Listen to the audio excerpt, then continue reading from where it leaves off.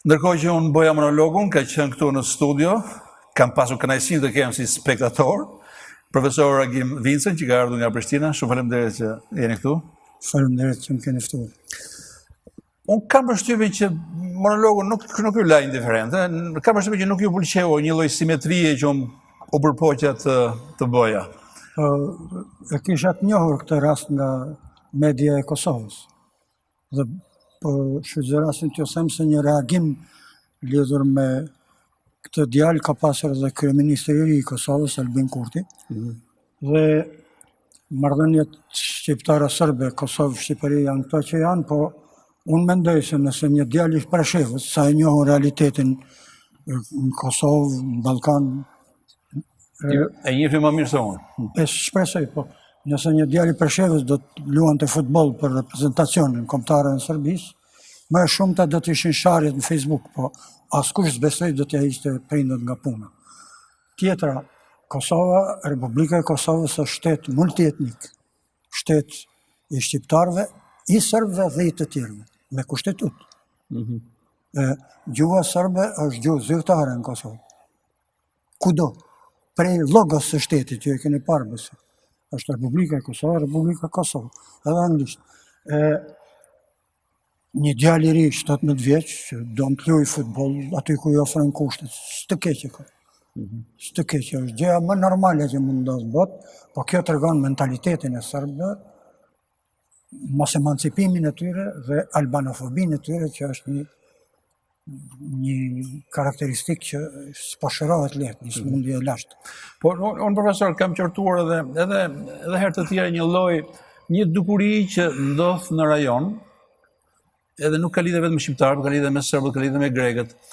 Këtu pakicat shpesh herë përdoren si mjet diversioni për të sabotuar jetën nacionale të dikujt tjetër.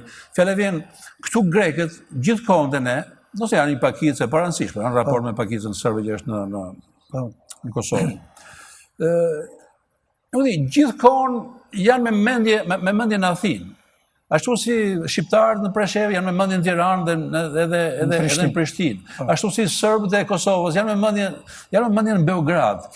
Kjo kam përshtypjen që saboton mbarvajtjen e punëve në rajon. Po, sigurisht, Ballkani do të shohet nga kanceri i shovinizmit, i animozitetit për tjetër, për ata që kanë gjuhë tjetër, kulturë tjetër, etni tjetër. Dhe të gjithë popujt e Ballkanit janë të prekur nga kjo smundje. Po Athina dhe Beogradi janë kampion. Në Beograd nuk mund të imagjinohet që një emision i televizionit Beogradit ketë emërtim shqip. Ndoshta edhe një 100 vjet. Mund të jetë shumë kjo. Në Beograd nuk mund të imagjinohet që ndonjë radio stacion të lëshojë një këngë shqipe. Madje as ndonjë interpretim të Inga Mulës, atë Nexhmije Pagarushës, sa po nda nga kjo jetë. Nuk e di çfarë kanë qenë reagimet për vdekjen e saj, që ka qenë një këngëtare e gjithë hapësirës jugoslave, kanë krahasuar Ima Sumak jugoslave kanë qytur në po. Kështu që unë e di se as ne shqiptarët nuk kemi engjëj, po megjithatë është i pakrahasueshëm qëndrimi i serbëve, edhe i Beogradit zyrtar, po edhe i popullit të manipuluar serb, se popullit këqij dhe të mirë nuk ka a priori. Popullit i manipulojnë politikat dhe mediat në i pakrahasueshëm krahasim me atë që shqiptarët, domethënë, me gjithë krimet që kanë ndodhur, me gjithë vuajtjet, me gjithë egzodin, me gjithë vrasjet, përsëri janë të gatshëm të ashtrojnë dorën. Po serbët refuzojnë atë që u ofron Kosova si shtet, nuk duan ta njohin. Në flamurin shtetëror të Kosovës janë 6 yje të barabarta, 6 etni domethënë. Edhe ylli që përfaqëson shqiptarët ka të njëjtën masi sikurse ai që përfaqëson serbët, bosnjakët, romët e të tjerë. Më bëri përshtypje, kur ju thatë që në Beograd nuk mundohet të kur që një gazetar të titullonte programin e vet me fjalë shqipe. Po s'po ndodh, edhe një kohë shumë gjatë. Nuk më ndodh. Sa e njoh unë, Derisa jo. thoni ju që njihni më mirë se unë, është një gjë që e besoj. Fatkeqësisht, ndonë se në Beograd ka pasur dhe ka intelektual, një shtres intelektuale që ka qenë kundër politikës hegemoniste Beogradit, edhe në kohën e Miloševićit, edhe më përpara, shkrimtar, publicistë e tjerë, po janë pakic.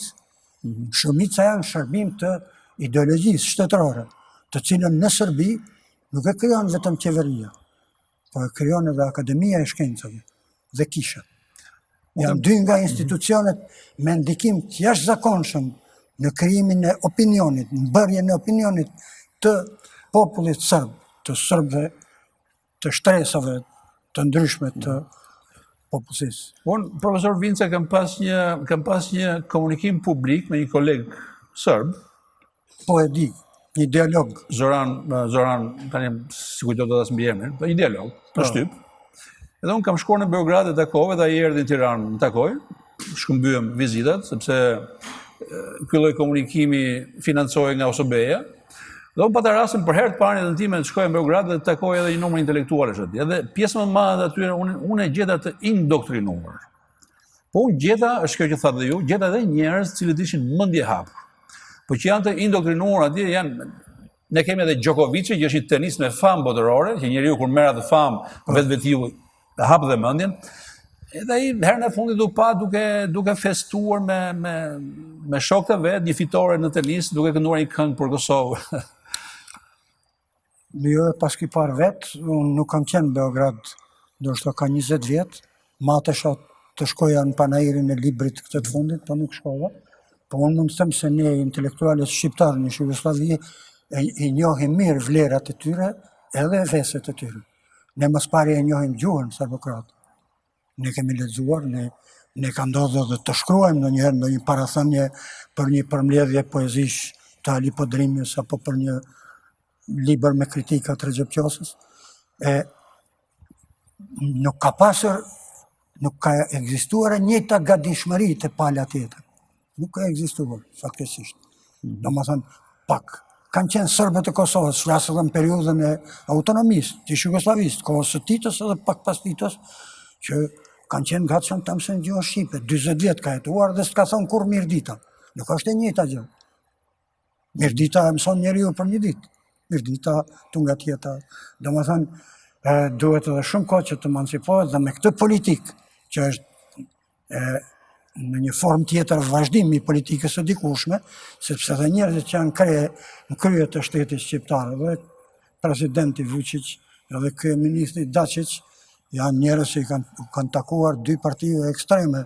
Njëri Dačić që ka qenë zëdhënës portparol i Miloševićit, Junosha e qushim. Junosha është rishtar. Dhe kurse Vučići ka qenë partinë e Sheshelit, që ka qenë një parti par excellence fashiste. Shesheli ka thonë, unë Shqipërinë e pushtojmë në shoqatën e zyrtarëve, edhe duhet përhapur siden, do shqiptarë. Deri aty ka arritur imagjinata e të mërshme e urrëties për shqiptarët. Unë jam humanist, unë jam nacionalist, po jam edhe humanist. Njerëzit janë njerëz. Sot, filozofi francez, para se të jam francez, jam njeri.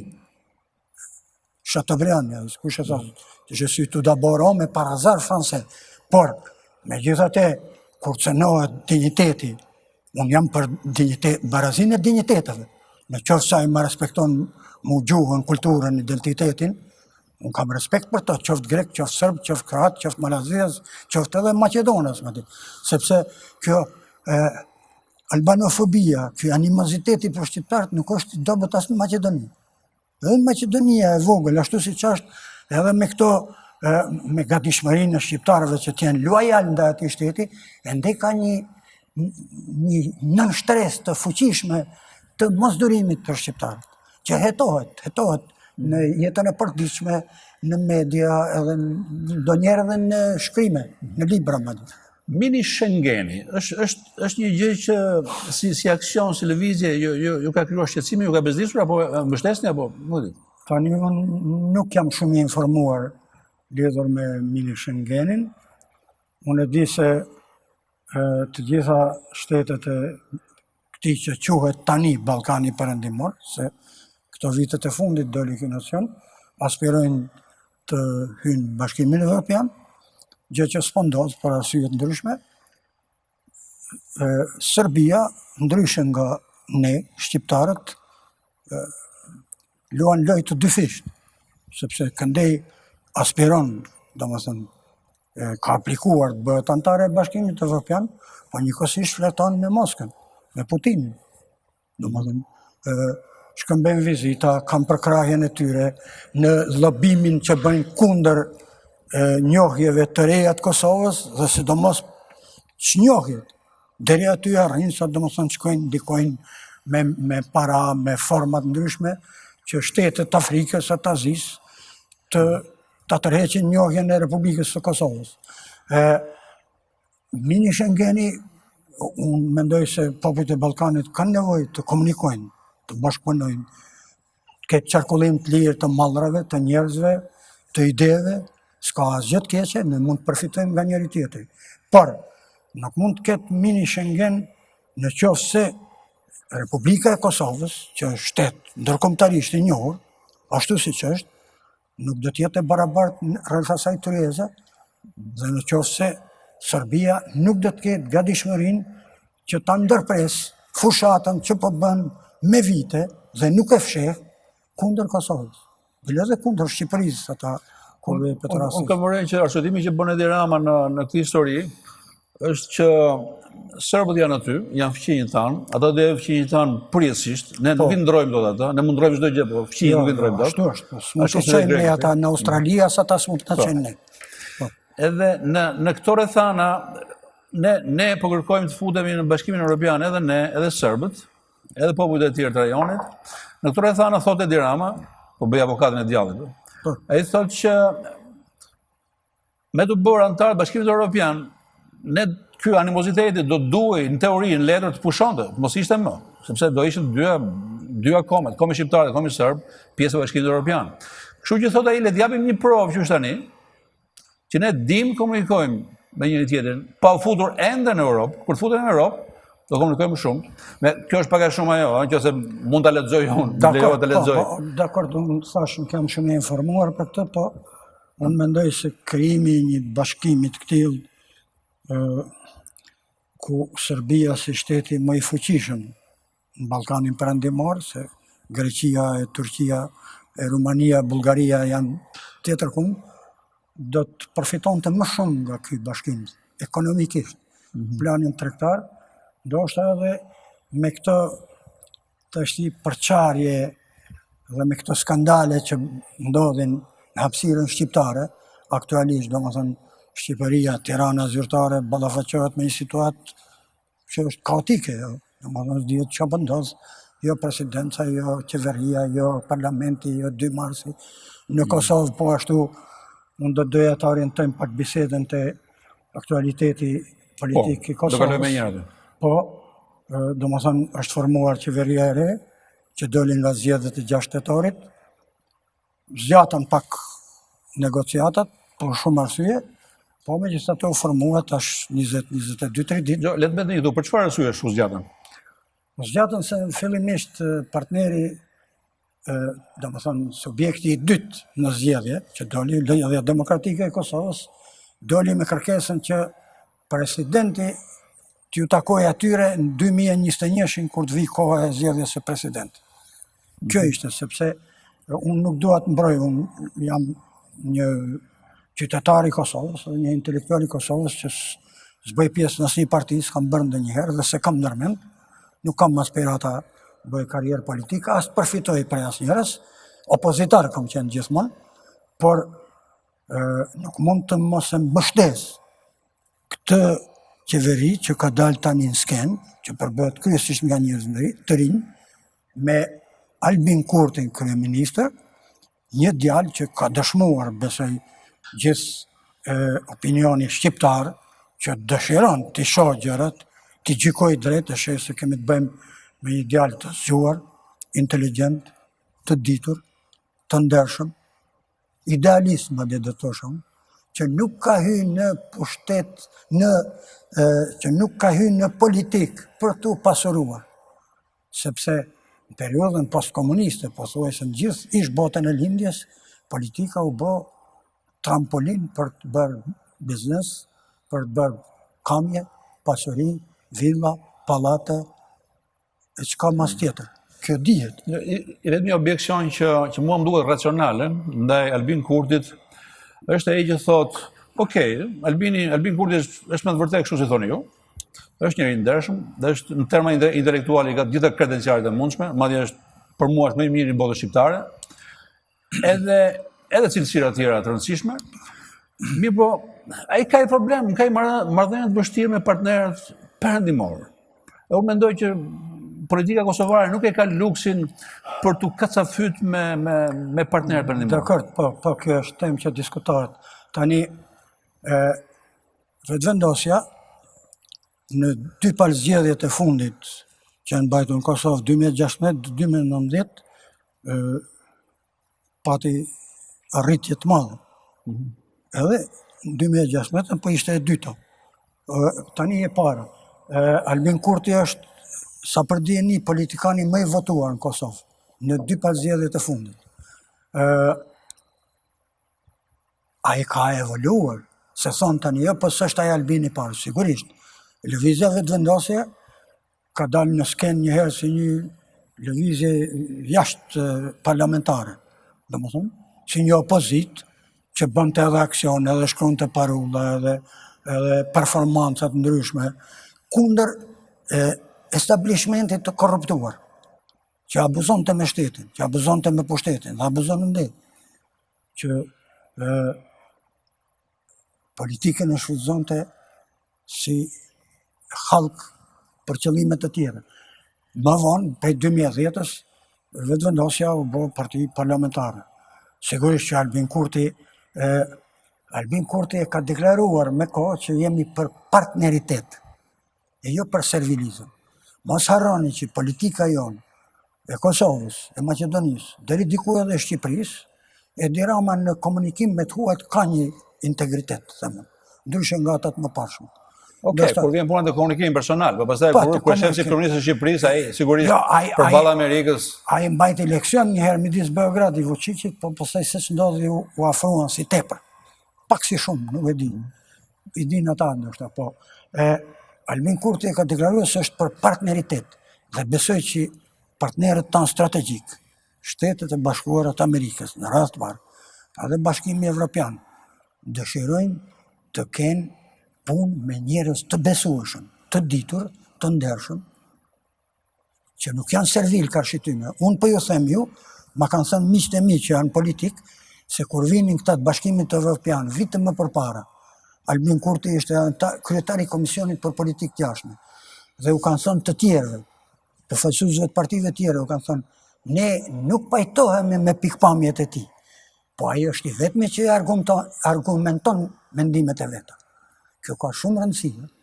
Që ashtu sikurse njëri nga ndihmë sekretarët e shtetit, kur e ka dëgjuar si e flet anglishtën, ma ka thënë miku im Hidayat Hyseni, këtu ka qenë antar komisioni, e ka pyet, nga e dini ju anglishtën, nga e keni mësuar, ka thënë prej studimeve, prej leximit. Anglishtja juaj është më e mirë se imi. Kurse ne kemi të bëjmë me politikanë që s'din ta flasin as shqipen. Këtu kemi brit. Do me thënë, unë shpresoj, mas pari politika e qeverisë së re të Kosovës, unë kam respekt edhe për atë vajzën, Vjosa Osmani, po, edhe të tjerë aty në mesin e tyre, edhe Albulena, edhe Glauku e të tjerë. Ajo është politikë mas pari që ka proklamuar shtetin e së drejtës. Një, luftën kundër korrupsionit, nepotizmit, kundër abuzimit në ligjin. Nga këto ka vuajtur dhe po vuan të mërë si shumë Kosovë. Ju s'keni ide se çfarë abuzime shëmbo aty. Po është një dhe situatë dhe kështë. Ta unë e njohë më mirë Kosovë. Aty do me thënë kryeministri. Ne kemi pas deri dje një qeveri butaforike, i dashur muq, me 21 ministri Kosovë, me 5 zëvendës kryeministra, me 80, disa arrin, thonë deri 100 zëvendës ministra, butaforike, të cilët E kanë bërë me ligj, 6 muaj, në bas do të marrin të ardhur 70%. Po ku ndodh kjo? Tjetër që kryeministri më parshëm ka shpikur, domethënë edhe 5 apo 7 koordinator. Koordinator për arsimin dhe kulturën, ndërkohë që është Ministria e Arsimit dhe Kulturës. Koordinator për ambientin dhe për zgjidhjen e problemit që në vend atë. Marrën deri aty. Janë paguar, kanë pas staf, kanë pas shpenzime të hatashme, keq përdorim i mjeteve publike. Ne jemi vendet varfër, ne na duhet edhe një koqërllët. Këtu e shohun shansin që Kosova të rimarrë vetën, të bëhet një shtet paka shumë normal, se Kosova ka shumë sfida. Edhe Albin Kurti do ta ketë shumë vështirë, se më pari e keni parë jo më 3 shkurt, kur u mbajt mbledhja themeluese, domethënë ku Albini paraqiti fjalën e tij, jo programin e plot, PAN quhet shkurtimisht PDK-ja, Aleanca Nisma. Panik. Të gjithë me diskutime të gatshme e akuzonin njeriu ku i ke liberalizimin e vizave. Në tribun, unë kam dëgjuar vetë. Domethënë deri aty arrinte marrëzia, ku i ke liberalizimin e vizave, ndërkohë që këta ja kanë premtuar popullit vetë liberalizimin e vizave që është vitin 2010. 2012 ka dokumenta për këtë. Unë vetë profesor kam vetëm një qortim për Albinin edhe ka të bëj me atë që unë ju thash. Dhe unë do doja, unë jam i lumtur që është Albini aty për gjitha ato arsyet që ju thatë, i kam menduar dhe unë, edhe i kam thënë her pas here. Po do doja një Albin që edhe imazhi ndërkombëtar i atij të ishte ndërkombëtarët ta shifnin si njeriu e tyre, dhe jo si kundërshtar të tyre. Po. Dini çfarë mendoj? Unë mendoj këtë që ne do të jemi me fat, dhe nuk është merita jonë që ne kemi një aleat sot si Shtetet Bashkuara të Amerikës. Do ta quajmë vetëm me fat. Absolutisht. Nuk kemi ndonjë merit. Jo, që ata janë aleat. Ata janë edhe kreatorë të shtetit Kosovës. Pikërisht. Kanë investuar dhe investojnë. Tani, për të bërë një arshpjetim real politik, unë mendoj që kryeministri i Kosovës nuk mund të jetë partner me Donald Trumpin. As Edi Rama s'mund të jetë partner. Me vendet e vogla, me vendet kaq të mëdha, kanë një marrëdhënie në nënshtrim, jo, në ekuacion futet pak në nënshtrim. Kushtimisht thënë partner. Po. Kushtimisht. Po jo edhe servil deri aty sa pa e lexuar ende tekstin e një marrëveshje nxjerrin stilografin. Ka gjëra anekdotike. Sa i përket figurës së Albinit, po ju tregoj një si anekdot. Vitin 2011 unë kam qenë në Shtetet e Bashkuara të Amerikës, i ftuar nga komuniteti shqiptar për ditën e flamurit. Dhe atje takova shumë shqiptarë dhe intelektual, bile njëri nga ta ishte një studenti imi që drejtonte gazetën Iliria. Dhe Bi Bajrami quhet, edhe më tha mu, profesor, a e shehti Albin Kurtin? Sa është ndodhë që e shoh në një. Tha, thuj ta verë kravatën. Dhe takova në një lokal në Prishtinë, thash Albin, kur ta jep dikush një porosit, duhet ta qesh në vend. Thash, kështu më tha, verë kravatën. Tha, do ta vej, profesor. Kjo tash është një detaj simbolik, domethënë Albin Kurti është i vetëdijshëm që si kryeministër i Kosovës nuk mund të cilët siç është sjell kur ka qenë vetëm kryetari lëvizjes vetëndosit. Dhe është problemi tash, problemi më aktual. Edhe konteksti ndërkombëtar i dashur Mustafa është pak i pavolitshëm. Ne kemi partner strategjik Shtetet e Bashkuara të Amerikës, po nuk është shumë fatbarësi që në kryet Shtetet e Bashkuara të Amerikës është ky president që është. Edhe ky i dërguari i tij special në Berlin, që e pas i sillet në mënyrë apodiktike. Ata janë të mëdhej, sigurisht, po unë desha të them që është shumë aktuale çështja e taksës, tarifës për mallat serbe dhe të Bosnjës 100%, që aplikoi kjo qeveria e mëparshme dhe aplikoi me shpresën se do të plasojë mirë zgjedhje, se do t'i fitonte.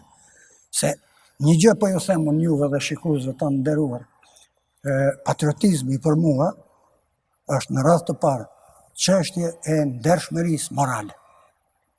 Hajni nuk mund të jetë patriot. Hajni mund të jetë vetëm njeri që manipulon me ndjenjën e atë dashurisë. Ai që abuzon, ai që vjedh, ai që keq përdor. Tani. Ju po thonë ajo që bëri Haradinaj ishte gjë e durr, po e bërë nga njeriu i gabuar. Po, sigurisht. Dhe bën me qëllime të caktuara. Tani shtrohet ky problem dhe amerikanët po kërkojmë, bile për çdo ditë, hiqni taksën. Edhe Bashkimi Evropian, sigurisht. Edhe vetëvendosja dhe qeveria aktuale, LVV, LDK, edhe në fushatën parazgjedhore kanë thënë ne do ta heqim taksën, s'është politike jona, po do të aplikojmë parimin e reciprocitetit. Të është Kosova është shtet, ashtu siç është, dhe këtë problemi është të marrëdhëniet me Serbinë. Është një problem specifik. Unë mendoj, ata kanë thënë do ta heqin, dhe mendoj se duhet hequr, duhet dëgjuar partnerët tonë strategjik. Ose më e mira zgjidhje do të ishte ndoshta pezullimi. Pezullimi i përkohshëm, duke kërkuar që Serbia, me mekanizmat e saj, që i ka të fuqishëm, propagandën që e kanë serbët, se ka kush në Ballkan. Ne e dim. Ata autonomin me propagandë në morën. Ata bënin propagandë se në Kosovë shqiptarët e dhunonin femrat sërbë. Ndërkohë që në Kosovë në vit ndodhnin dhunime sa ndodhnin në Beograd brenda një natë. Nuk i dim ju disa gjëra, si që dim ne, se është normal. Duhet dëgjuar sigurisht, dhe duhet parë si do të zhvillohen punët më tutje, duhet të vazhdoj ai që quhet dialog, gabimisht se duhet të jetë bisedime. Bisedime për atë që quhet marrëveshje përfundimtare. Ne, sigurisht të gjithë ne jemi të interesuar që ky problem zgjidhet, do të ishte për të mirën e të dy popujve. Armiqësitë franceze dhe gjermanët është paradigmë. Kanë luftuar dhe një ditë kanë arritur këtu. Vetëm se që të heqësh një valle duhen dy veta. Edhe për dashuri edhe për grindje duhen dy palë. Edhe unë po kthehem prapë tek Beogradi, tek Serbia, që ata nuk janë ende gati të pranojnë, të deklarojnë publikisht botërisht që Kosovën e kanë humbur. Ata në vetdi ata e kuptojnë që Kosova është humbur. Dhe Vučići kohët e fundit tha që ka gjetë si zgjidhje, me sa duket, tha që do ta hedhë çështjen në referendum, edhe t'ia lë popullit serb ta vendosë këtë punë. Nëse hidhet në referendum ideja nëse Kosova duhet ta pranojnë si pavarur apo jo, serbët si do vendosin, thoni ju? Nuk e di, s'besoj që do të votonin për njohjen e realitetit të ri të krijuar pas vitit 1999, përkatësisht 2008. Kur u shpall pavarësia e Kosovës, sepse jo që populli sërb është në gjendje i keq, po propaganda, media, politika, institucionet i kanë ushqyer me mitin, mitomanin e Kosovës sërbe, e Jerusalemit sërb. Ata mendojnë se shpirti i Serbisë është Kosovë. Ata duhet të dinë që Spanjën e kanë sunduar arabët 8 shekuj. Po, po, ka disa shekuj tjerë që Spanja është Spanjë, s'ka arabë aty. Ka edhe raste tjera në botë. Po Stambollin e ka sunduar krishterët për... Po, sigurisht, Stambolli, Konstantinopoja ka qenë kryeqyteti i Bizantit, perandorisë Bizantit. Sot është qytet i rëndësishëm i Republikës së Turqisë. Problemi është që ne shqiptarët mos pari duhet të hartojmë një strategji tonë, kërshi invazionit, ofenzivës, fushatës së Beogradit, zyrtarë dhe edhe të aliatëve të tyre. Rusia, po edhe të tjerë. Do më thënë, cila është, Albin Kurti edhe këtë e ofroj, do më thënë, po të tregon shenja tolerancë. A i ka pas një armiqësi me Hashim Thaqin, aktualisht presidenti i Kosovës, bile për mu ka shkuar deri në paroksizëm ajo, me fajin edhe dy palëve, ja po e them. Nuk është dashur atë shumë. Por, a i bëri letër presidentit aktual të Kosovës që tulen dhe ti bashkërendisin punën, ti koordinojnë, sepse Kosova duhet flasë me një zë, kundruar Serbisë, me një zë, me partnerët ndërkombëtarë, me Bashkimin Evropian, me gjithë. Mendoj se ka nevojë që kjo të bëhet jo vetëm brenda strukturave shtetërore dhe politike të kryeqytetit të Kosovës, Prishtinës, por edhe raport me Tiranën zyrtar. Domethënë, ne nuk e kemi luksin si popull i vogël, i varfër, me shumë probleme politike, sociale, shoqërore, me këto tendencat e dezintegrimit qenies shqiptare. Mos harroni se ne sot ballafaqohemi me probleme qytetëruse, për cilat na kanë faj të tjerët, kemi faj vetë. Edhe me qëndrimin ndaj feve, edhe me qëndrimin ndaj... Faja sot apo faja historike? Historike, po në kushtet e demokracisë, të ashtu quajturës demokraci, janë theksuar edhe për shkak të mungesës së mjaftueshme të kujdesit të institucioneve, arsimore, shkencore, kulturore, politike, që të mbikëqyren ka po shkojnë tendencat, sepse varfëria, njerëzit e varfër manipulohen shpejt. Prandaj ne na shkuan djemt u vranë Siri. Që do të thotë 70, 80 djemt, të gjithë ata kanë pasur emra të bukur shqip. Lavdrim, Migjen, Kujtim, sepse prindët e tyre kanë qenë iluminist, vitet 70. Ata janë manipuluar, do më thënë, tash problemi është në raspar politik. Aktualisht ne ballafaqohemi edhe me një ftohje të raporteve Tiranës zyrtare dhe Prishtinës zyrtare. Ka arrit puna deri aty sa kryeministri i Shqipërisë e ka paditur në gjyq ish kryeministri i Kosovës, që për mos është në rregull. Edhe s'besoj se do ta dënoj kush në Prishtinë. Tiranë mund t'i dënojnë për shpifje. Nuk besoj. Jeni zhgjuar nga Rama? Po edhe vet akti më duket i qelluar. Jeni zhgjuar nga Rama? Jo. E dyta, a vizita e Albinit, domethënë, ai bëri disa gjeste simbolike. Vizitën e parë në Prekaz, qytetin e parë, e tha vetë që vizitoi Mitrovica, dhe vizitën e parë jashtë Kosovës, Shqipërinë, Tiranën. Po, analistë ndryshëm, edhe nga ata që janë keqdashës ndaj qeverisë aktuale të Shqipërisë dhe ndaj kryeministit Rama, ndaj cilit në Kosovë, në qarqe të caktuara të mediave dhe të tjera, ka një fushat të padrejtë. Unë vetë njëherë jam detyruar të reagoj një gazetarit kohës ditore, kur Edi Rama zgjodhi 4 zëvendës ministra shqiptar, më përpara, dje me vajzë të reja, a i shkroi, a na ofendoi Edi Rama. Dhe unë një përgjigja, a ofendim apo mos mirënjohje? Sepse atë që bëri ky nuk e kishte bërë Sali Berisha, që ishte i tropojë, si kishte bërë, as Fatos Nohana, as të tjerët. Dhe ka edhe një tendencë tillë që i irriton ato, edhe me atë karizmën edhe me një dozë theksuar egoja që e ka, që është e vërteta. E unë mendoj se shefat këta që janë krye të qeverisë, ky që quhet leadership shqiptar në Tiranë, Prishtinë, po edhe në Shkup, Gjep, duhet ta dinë se kanë përgjegjësi historike para popullit vet. Nuk u lejohet luksi që ata sillen duke manifestuar inatet personale ose simpatit dhe antipatit. Jo, duhet ngrihen mbi ato për të mirën e Kosovës, për të mirën e Shqipërisë dhe për të mirën e popullit shqiptar, të kombit shqiptar në Ballkan. Kjo është biseda që unë pada me profesor Agim Vincent, që ka ardhur nga Prishtina. Unë ju falenderoj shumë që ishit këtu. Faleminderit ju.